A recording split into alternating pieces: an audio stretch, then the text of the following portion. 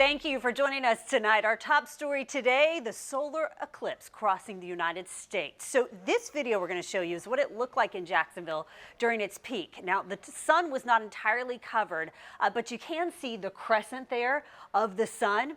Meanwhile, millions in the path of totality were able to see the moment that the moon completely blocked out the sun today. So take a look at this right here next to me. This is what it looked like across North America. You can see the actual eclipse, and as crowds plunged into darkness during the incredible moment in Texas, Mexico, Indiana, and Maine. And First Coast News team even took a moment to go outside during the peak to enjoy the eclipse. Here's some of our staffers right here.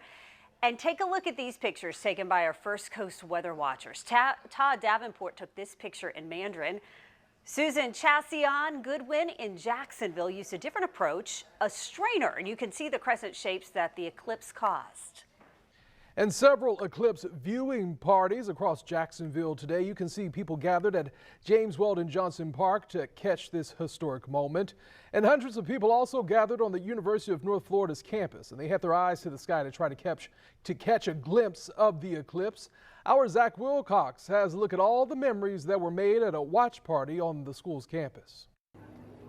There's more than one way to view an eclipse, whether you're looking down at a shadow in a colander or whether they were looking up. Folks at the UNF watch party will always remember where they were during the Great American Eclipse of 2024. Oh wow, that looks really cool. Astronomy is really cool, and I feel like the more people that are interested in it, the better it is for us as a society. Gabrielle Forbes decided to pursue astrophysics at the University of North Florida because of her love of the stars. The Great American Eclipse gave her an opportunity to share that love with other folks in Jacksonville, as the Astronomy Club set up a telescope so people could get the view of a lifetime. The UNF physics students here are teaching them how to use the telescopes. Like, that's awesome. Hopefully, even one of the kids here will be interested enough to pursue it in their future in college or something. Kids like Dane Schaefer, who says watching the eclipse is just the beginning of his astronomy career. I like space. Yeah, Gotcha. I want to be like a space exploration person. Some eclipse viewers were able to use their lenses creatively, putting them over their phone cameras to capture one-of-a-kind pictures. For others, the eclipse meant one-of-a-kind badges. We're part of the Cub Scout Pack 623 off of San Pablo, and we're going to do our badge for the solar eclipse. Forbes is just excited to see so many people sharing her love for astronomy, if only for a day. It's just so much good things that come out of learning even a little bit about astronomy. Now the countdown begins for the next eclipse in 21 years, and the astrophysics students at UNF are hoping that having this watch party will get kids to take an interest in astronomy along the way. At UNF, Zach Wilcox, First Coast News, on your side. It was a total solar eclipse in some parts. This is a look at the partial eclipse from downtown Jacksonville. Total solar eclipses occur when the moon passes between the sun and the earth, completely blocking the face of the sun. And today's eclipse is also different from the last total solar eclipse that we saw back in 2017. According to NASA, this year's eclipse had a wider path of totality, allowing more people to see the moon totally blocking the sun today. The eclipse today also passed over more cities, including Dallas and Carbondale, Illinois. Meteorologist Robert Spetta did enjoy the entire total eclipse because he went up to New York, where he's from, and he shares some local reaction. I know he was so excited about this.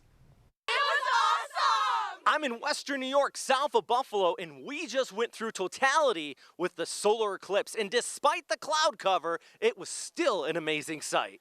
Cool. It actually felt like nighttime. It was really dark, and I felt like if I was shown two pictures of the eclipse in nighttime, I wouldn't be able to tell which one it was nighttime. It got really dark, and I can't believe how many nighttime animals came. Of course, it would have been nice to see the sun directly, but even people that came all the way from Florida said it was amazing. It was very emotional. I was moved to tears.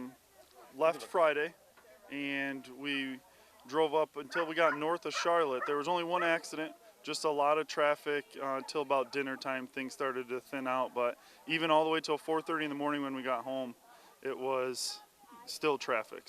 But for a small town like this, it really was a big deal. This is what the former mayor of the town here had to say. You know, kids are starting to learn about some of this, especially when it takes place, I don't know how many, every 100 years or so.